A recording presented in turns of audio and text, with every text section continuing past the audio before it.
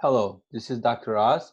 In this video, I would like to talk about some of the discrete probability distributions. Okay, so this is a discrete probability distribution. Why? Because there are two different outcomes, which limited number of outcomes. In this case, either mortgage will go default or not. Okay, and each of them has certain probabilities. Mortgage not going default probability is 60%, and going default probability is 40%. Again, if you add probability of 1, which is default, plus probability of 0, which is no default, will end up to 100% or 1. So this is a probability distribution. That's why there are infinite number of distributions. As long as all the probabilities illustrated adds up to 1, that could be a probability distribution. All right. So let's talk about custom discrete probability distribution. This kind of distribution is a probability that is generated from observations. Also, they are called as empirical probability distribution.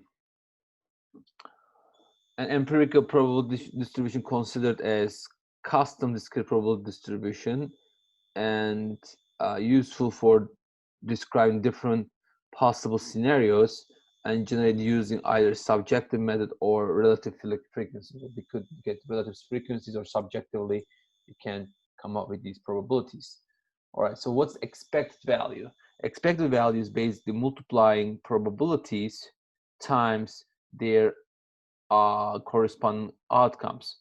Outcome times probability plus outcome times probability. For example, expected value of rolling a die would be probabilities, which each of them 1/6. So I can put the outcomes in parentheses.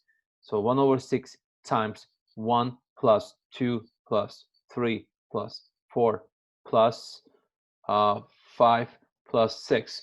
So it's 11, 15, 18, 20, 21 over 6, which will give you 3.5. So as you see, probability times the outcome, probability times the outcome, probability times the outcome, add them up, that's an expected or average value. So how can I do this in Excel? Basically, I can calculate the probabilities and I can multiply their corresponding outcomes, and when I add them up, that will give me the expected value. Another important measure is variance, which shows the variation in my data, and it is the square of standard deviation. Basically, the idea is very simple. Looking at each observations, measure the distance from the mean or average. But we do square term because we don't want that variation of positive variation and negative variation to cancel each other out. And of course, I need to multiply with corresponding probabilities to be able to calculate the variance. So in Excel, I could again take the average. I could take the distance from the individual observation to the average and take the square of it, and then add them up based on probability, so some product, and that would be it. And for variance, I would do the same thing, but this time based on x minus mu square. And if I take square root of variance, obviously that would give me my standard deviation.